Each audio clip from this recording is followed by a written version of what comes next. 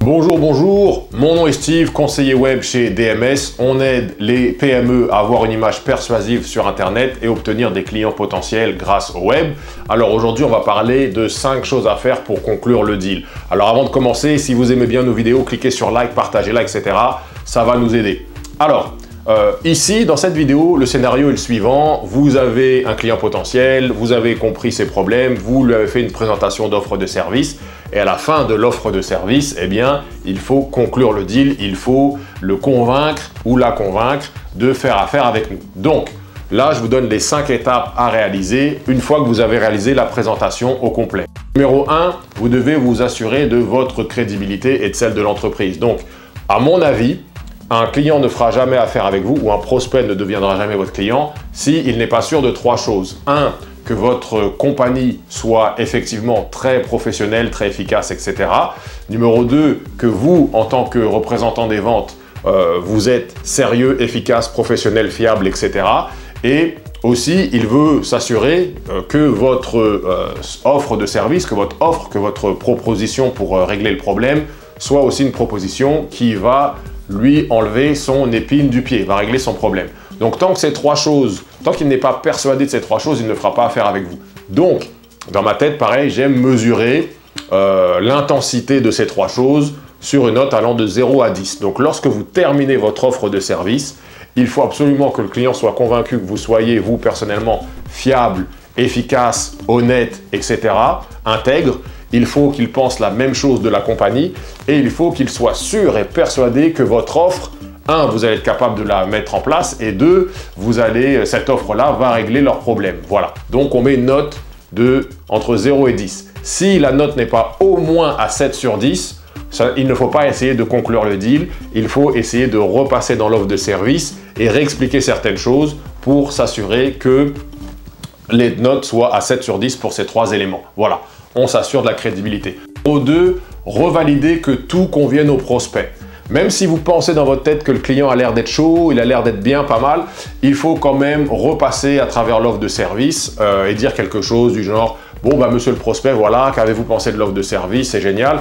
Alors, qu'est-ce que vous pensez de l'entreprise? Est-ce que vous pensez qu'on va être capable de faire ceci? Qu'est-ce que vous pensez de moi à titre personnel? Voilà. Et alors, est-ce que vous pensez que cette solution va pouvoir vous aider, etc. » Ok. S'il a l'air un tout petit peu réticent ou un tout petit peu hésitant, eh bien, on va dire alors, qu'est-ce que vous pensez du prix? Est-ce que vous pensez que ça peut vous aider? On a vu tout à l'heure notre processus, est-ce que ça vous convient? Et alors, qu'est-ce que vous pensez des termes, des modalités de paiement, etc. Donc, tout revalider pour s'assurer que tout lui convienne. On essaye d'obtenir ce qu'on appelle des micro-engagements. Donc, à chaque fois qu'il dit oui, vous êtes un peu plus proche de la vente. Donc, qu'est-ce que vous pensez de notre processus de production? Est-ce que ça vous convient? Oui.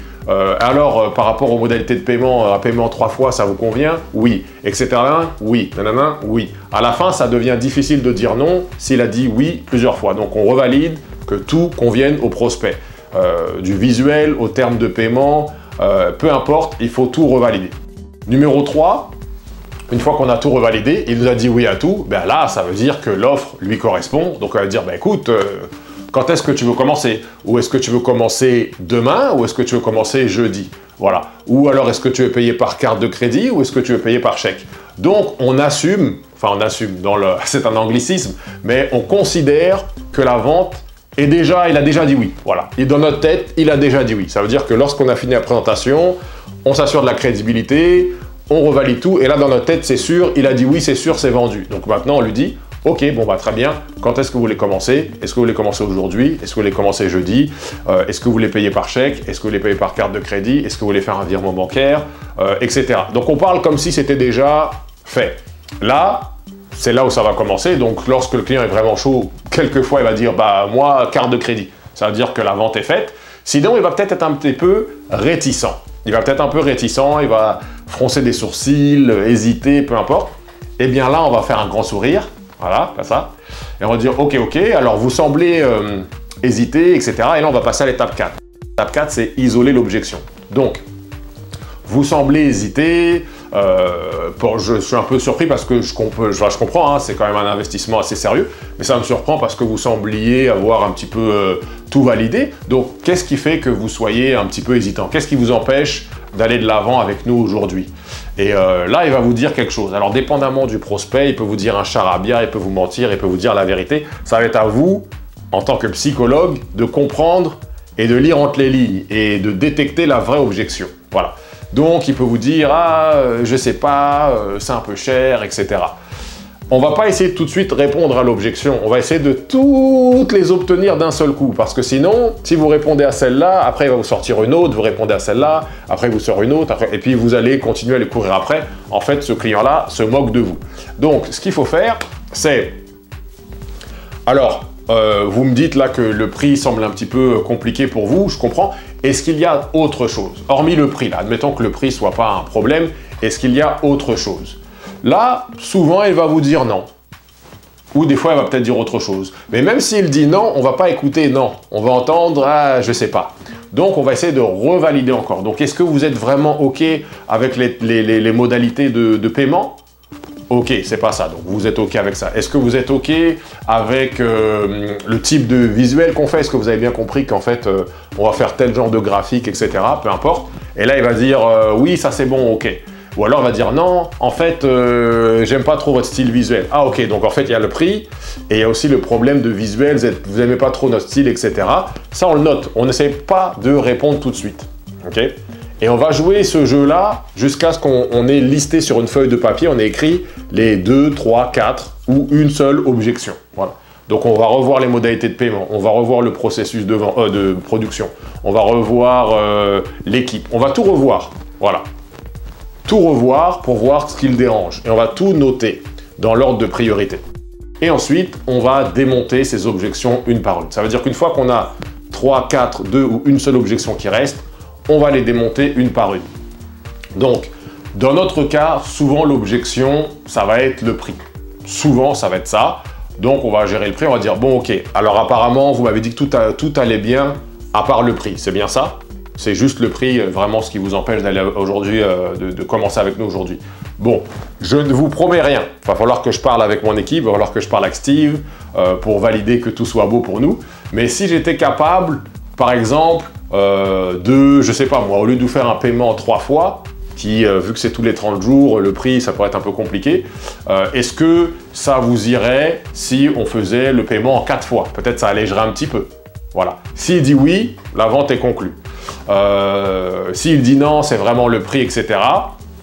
Là, on va lui dire, bon écoutez, c'est le prix. Ce que je vais faire, c'est que je vais en parler avec mon supérieur, valider ce qu'on peut faire. Si on est capable de vous faire une offre, admettons que j'arrive à convaincre mon supérieur de vous faire un rabais peut-être de 200-300 $. Est-ce que ça irait pour vous? Est-ce qu'on aurait un deal? S'il vous dit oui, on a quasiment un deal. Là, il faudrait recontacter votre supérieur pour valider si on est capable, d'un point de vue de la marge, de faire ce petit geste commercial.